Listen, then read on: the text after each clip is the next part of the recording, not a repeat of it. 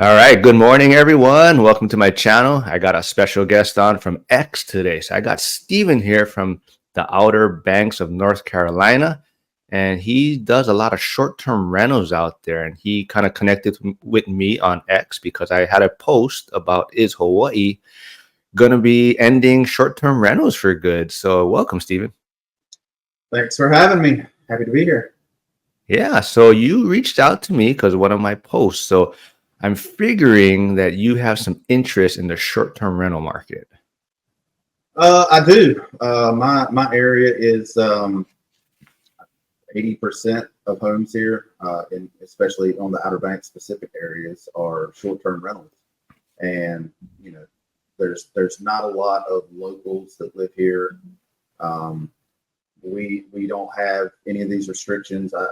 One of the things that I'm passionate about is all of these short-term rental restrictions that we're seeing nationwide to kind of curtail the use of properties as short-term rentals. To me, when I represent people here, I want the buyer to have the ability to use the property to its highest and best use, which in my area is as a vacation, not necessarily, building industrial stuff or whatever else. It's as a vacation rental. So yeah, it's an issue I'm passionate about, and I'm very curious to hear how things are going in Hawaii. I know it's been a constantly things have been kind of chugging along there and moving towards a lot of restrictions on short-term rentals. So yeah, I was just very curious about that for your area, because I know in my area we are very, and obviously states are different. You may have some laws on the books in your state. We have one in our state called the Vacation Rental Act that defines what a short-term or what a vacation rental is. And you know, things have been kind of spelled out here. We were one of the first states to kind of codify what a vacation rental is in law, and I feel like our area is very protective of homeowners if they want to use their house as a short-term rental, whereas other areas in the country, like Telluride, even are very restrictive of what people can do with their properties. And I'd like I'm a big supporter of property rights. So I feel like it infringes on people's property rights to say what you can and can't do with your property. Yeah, I think like we kind of were touching base off camera a little bit how I think there's a lot of similarities to Hawaii and the Outer Banks as far as, it's a very big tourist destination and there's a lot of short-term rental restrictions going in place, and maybe people are not getting maybe the best information or best advice because like you're talking about, some of these regulations may not help out as much as people are thinking as far as helping with inventory and whatnot.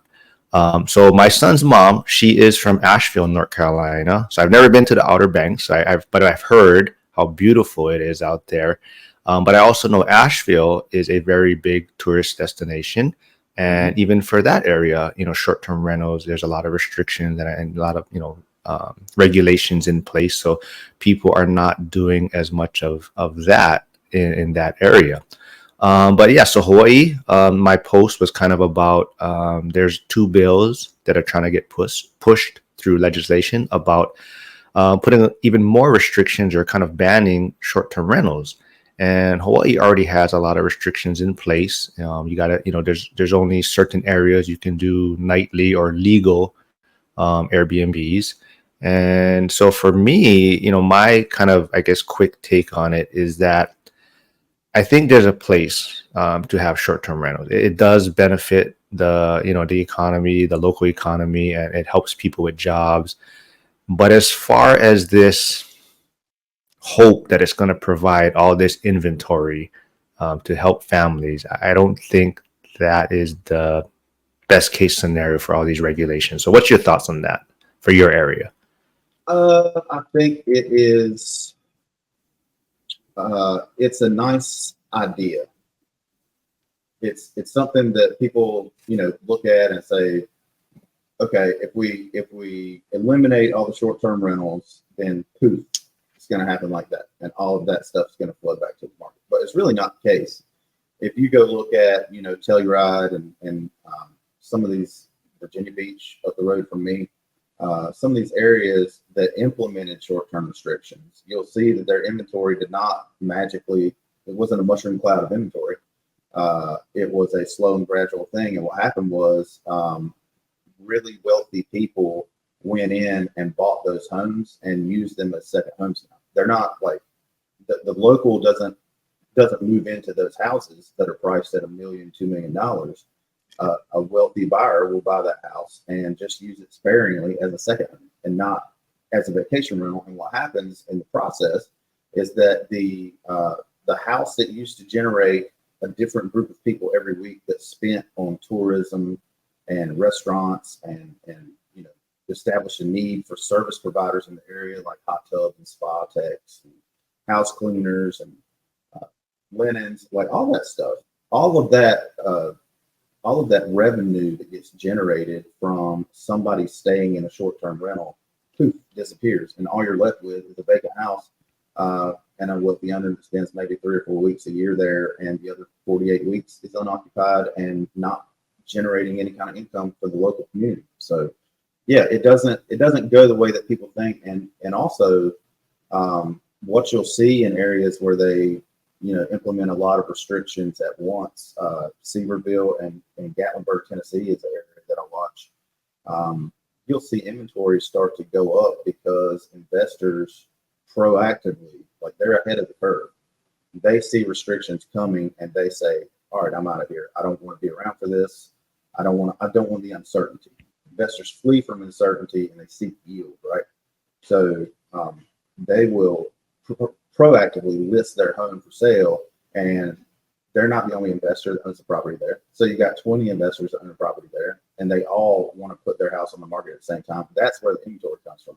And what it does is actually drop the property values for the locals that own the houses nearby. So, there's a lot of tertiary effects from this that people don't consider because of the emotional feel-good aspect of saying, not in my backyard. I don't want to live beside a bunch of partiers in a vacation rental, but they don't think about all of the extra stuff that happens once they do that. So that's my take. No, exactly. I think what the important thing you touched on is a lot of these homes are not starter homes. So even if they do come on the market, these are not homes that are going to be helping the everyday person, get into a single family home or whatnot. So a lot of these, like you're saying, they're above the median value. They're designed to be like a short-term rental. So they're not going to help the median or below median person get into the housing market. And even like so I manage 7 legal short-term rentals in Waikiki.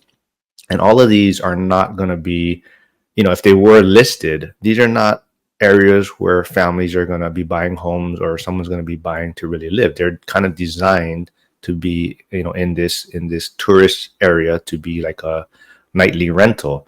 And I'm not sure, I don't think you really touched on it too, but I think the important thing also to remember is that I think it also forces the hotels to kind of not have this monopoly on the market. And I think that's what I've noticed a lot also, is that the hotels were just controlling everything at one point, right? They could charge whatever they wanted because there was no competition, basically. They were the only But when short-term, exactly. But so now, if we eliminate these short-term rentals, they're back being able to dictate what they want to charge because there is no alternative.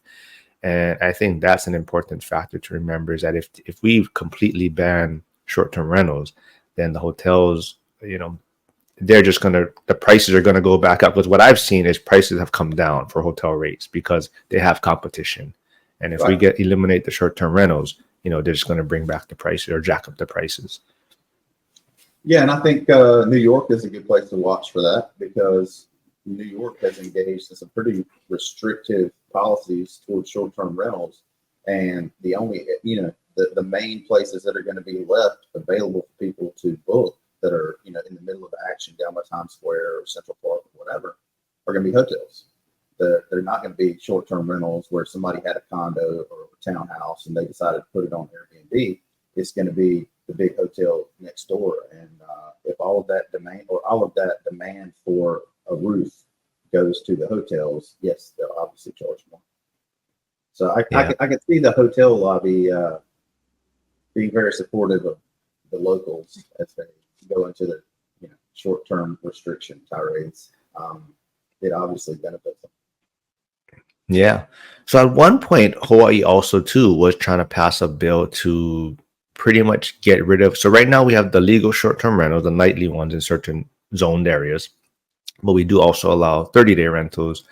One minimum. They were trying to push that to 90 days. That did not pass, but that was on the books. And like you mentioned, investors, they're smart. They're kind of ahead of the curve, right? And I'm noticing a lot of properties that are, I guess you could say, considered short-term rental properties, starting to be listed a little more frequently because I think people are seeing the writing on the wall. And I think that's the one thing also to remember is that investors don't want to lose money, right? They're going to be ahead of the game here. And like you're talking about maybe property values coming down in certain areas, and investors are not going to be stuck, holding the bag per se, right? They're going to be ahead of the game and they're trying to get rid of these properties. So, and like you said too, these properties are not going to be properties that typically a family's going to buy. This is not going to help that inventory. The one thing I do want to kind of touch on also is what I think is very important, and you touched on it too, is people having the ability to do what they want with their property. And I think that's the number one thing, is allowing people. For me, I mean, there's no perfect solution, but I think if someone is going to live on that property, they should be allowed to, whether it's an ADU, whether it's a granny flat, or a room that they want to rent out short-term rental. I think they should be allowed to do that, especially if they're still living on that property. What's your thoughts on that?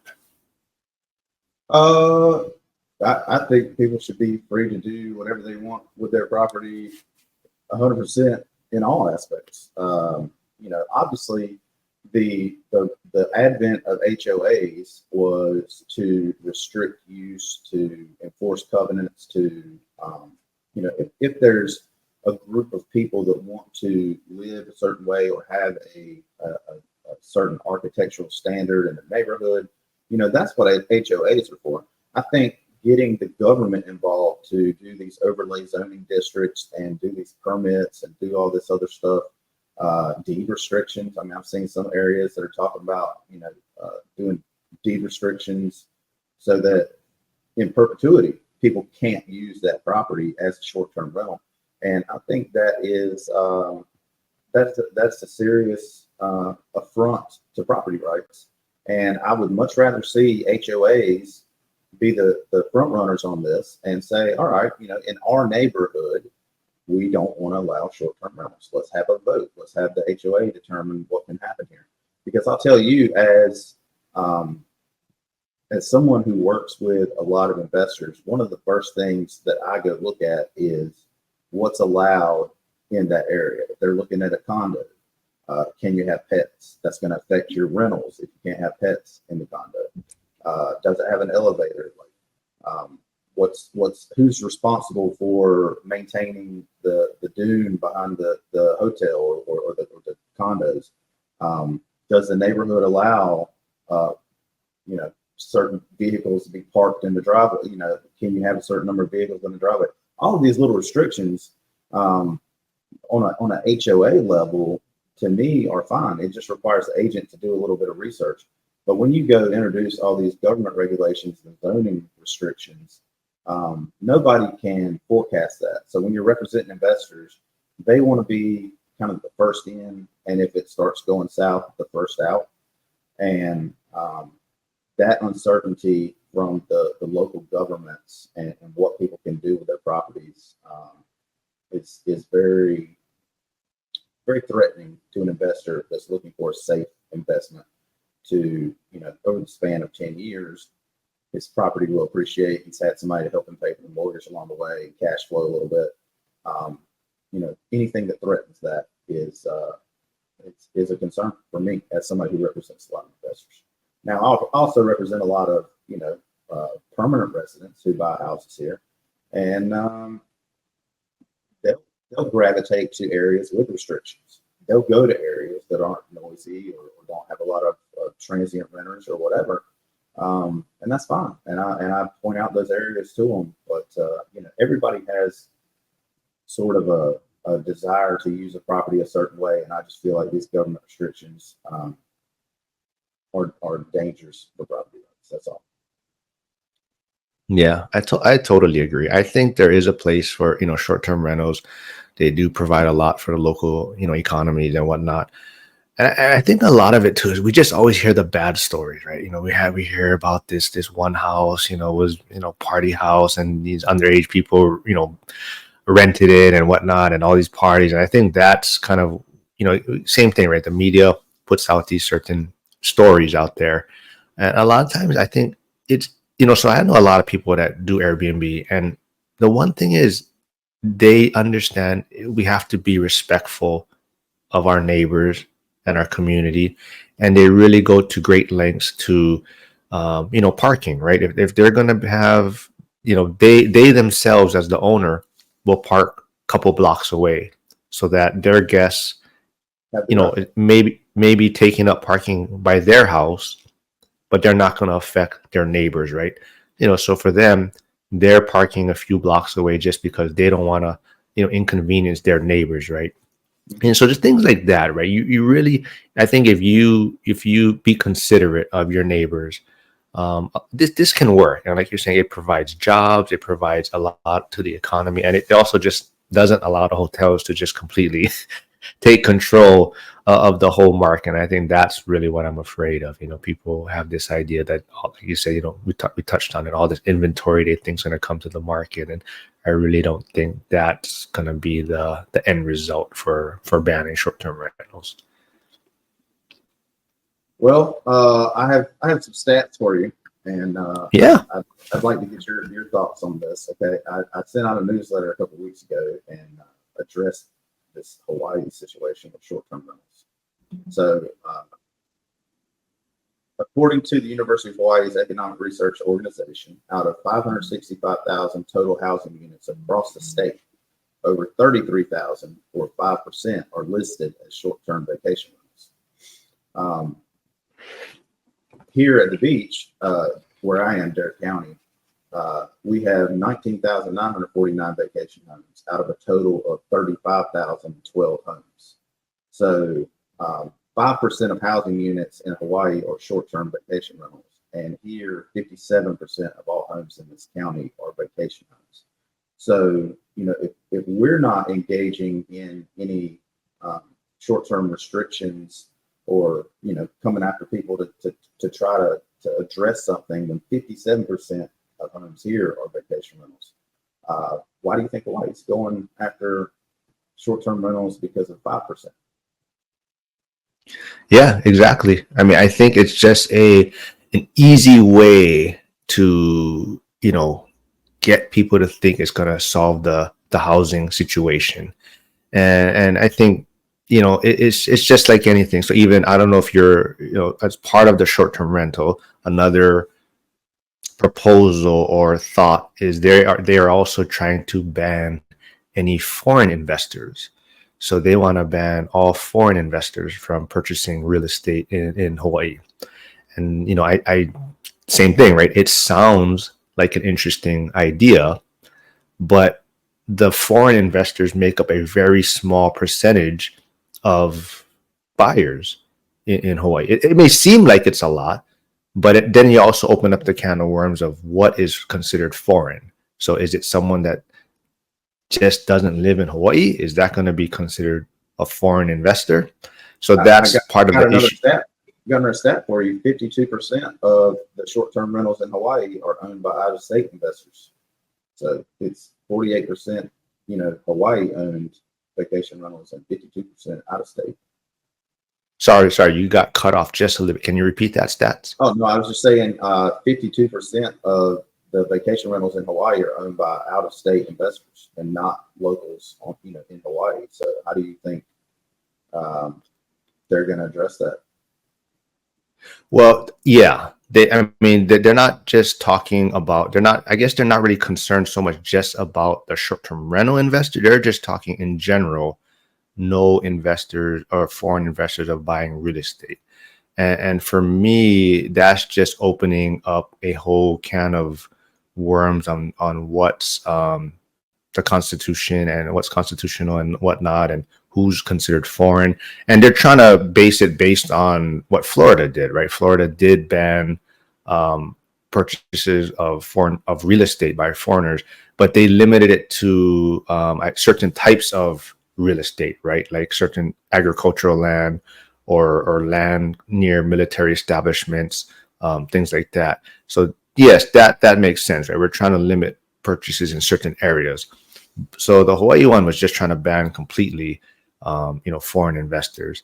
And I mean, if you look at in general the purchases from foreign investors in all of the real estate, it's a very kind of small transaction percentage.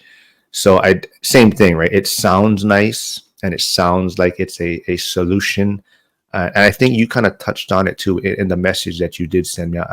But I think the number one thing is all these solutions or all these proposals, it never addresses the building side. It never addresses starter homes. It never addresses the supply side from where we need to build more homes. And I think that's the ultimate solution. But we also kind of touched on it too, is Hawaii is very limited because we are on an island. The Outer Banks does have its own challenges, but at the same time, people can work a certain distance away from certain ways. But because Hawaii is limited in land, and at the same time, part of our uniqueness is this island culture or island appearance. We can't build in certain areas because that's kind of the draw to our destination, right? So that's the battle, right? Is how are we going to provide more housing without also damaging the beauty of our islands? And for me, I think smaller homes or even, I think that's going to be the new norm, is they're going to be getting rid of or rezoning these lots where people can build smaller units on these lots instead of one bigger home. I think that's going to be done. The 2,000 square foot home is going to be kind of going to be on its way out. They're going to start building smaller homes, starter homes again, and that's how they're going to help with the housing inventory.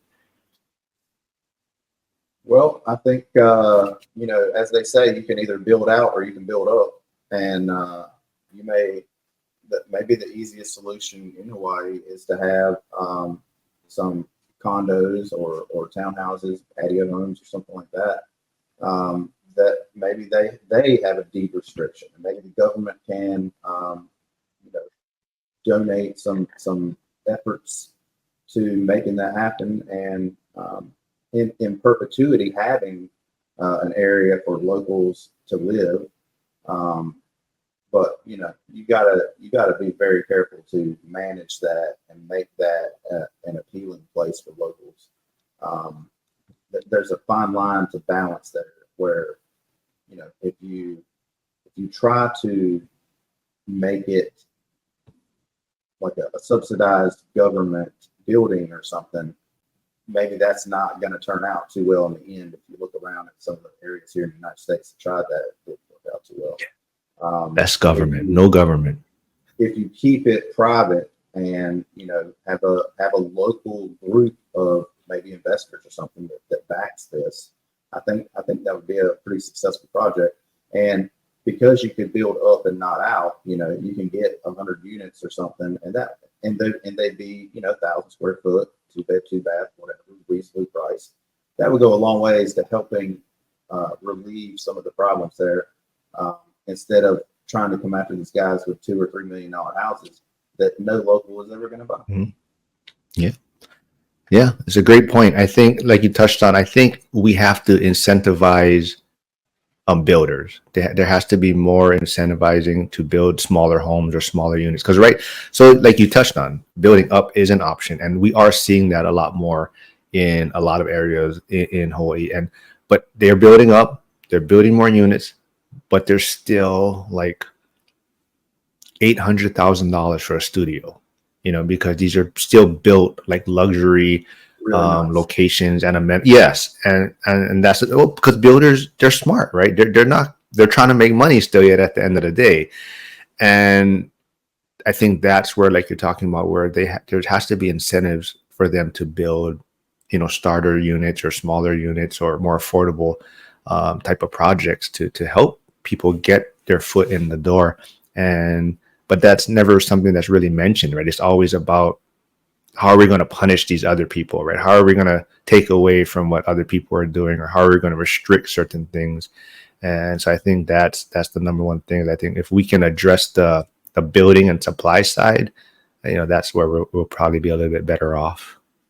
And it's a similar thing here. I want to say 80% of Hatteras Island is, which is one of the islands areas here on the Outer Banks, is owned by some kind of government agency, whether that's the Park Service or the state or federal governments for wetlands or whatever else. But 80% of it is not available, and the 20% that remains, a lot of the buildable lots that are here have already been built on. So there's no inventory rush coming here. There's no subdivisions of 500 plus homes that could ever be built down there. So what's there is there pretty much, and I feel like it's similar in Hawaii. But when you have that kind of artificial cap on inventory, like a geographic cap on inventory, like you guys have, you can't expand the islands. We can't expand, our sandbar out here. There's always going to be a steady rise of prices, and there's always going to be people seeking to build a house that returns the most on the time they spent building it. That's normal, but here we've had situations where a site has been chosen for a permanent residence kind of apartment or condo building or something, and almost every time the neighbors next door say, well, not in my backyard, I don't want that. And they go to planning meetings and zoning meetings, and they fight against this affordable housing that's possible in our area. And the longer it goes on without some government agency just not necessarily managing it, but saying, here's some funds to a builder, go out and make some housing for these people and make it affordable, and then we'll be hands off and you manage it, and preferably a group of local investors that has skin in the game and cares about what happens in their hometown or their area, would be the ones to manage it and provide a solution to the problem, and stop vilifying and demonizing people who are every short-term investor, every vacation rental owner. They worked hard to get to that point in life to be able to afford a second home. Most of the people I work with, they own one second home, and this is it here at the beach. They're not a big conglomerate that's just stockpiling beach properties. It's a guy who worked his desk job in Raleigh for 20 years and saved his money, and he dreamed of owning a beach house on Hatteras Island, and he finally made it happen, and he rents it out to help pay the mortgage, and that's his dream. He gets to spend a couple of weeks there a year, and he worked his whole life to make that happen. So I think demonizing these people like they're all an institutional investor or something doesn't serve any real purpose, except to give people an easy target, when there's a lot of nuance to that. And I think the real solution is to build, and maybe the government incentivize people to build homes that aren't, like you said, 800,000, but maybe something more like 350, 400,000. Yeah, great points. I think, like you touched on, I think that's what I see a lot too, is a lot of these people are just trying to make a little bit of extra income, whether maybe their child has left the nest to go away to college now, and they have an extra bedroom, they have some extra rooms, and they're just trying to make some extra money to maybe help pay for college, their kids' tuition, or finish off paying that mortgage. So that's what it is. It's a lot of people that are, because the cost of living in Hawaii is very high, and it's not getting cheaper. And at the same time, we don't offer a lot of the higher paying jobs possibly that you can find on the West Coast. So yeah, it's a lot of people that are just trying to, get a little bit of extra money for this property that they own, and now maybe they have an extra bedroom or extra unit, whatnot, attached to their house, and are just trying to help survive, basically. So I think that's what people got to look at. But before we wrap things up, maybe you can give me a little more in depth as far as how the Outer Banks is doing. What are you seeing? Is the market still growing, the short term rentals? How's the rates, the occupancy? So what's going on over there? So I'd say last year was softer than 2020 through 2022. Obviously, when the cerveza virus happened, everybody wanted to kind of get out of the house. Once they had been kind of locked up for 2 or 3 months, they said, get me out of here, get me somewhere with wide open spaces, and let me breathe some salt air and get away from this. So that really drove 2 years of record visitation to the Outer Banks. And last year was just a little bit off, but still above, previous years. There's always going to be a strong demand for vacation rentals here.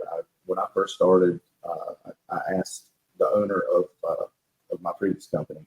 I said, what do you have to have in order to have a successful rental here?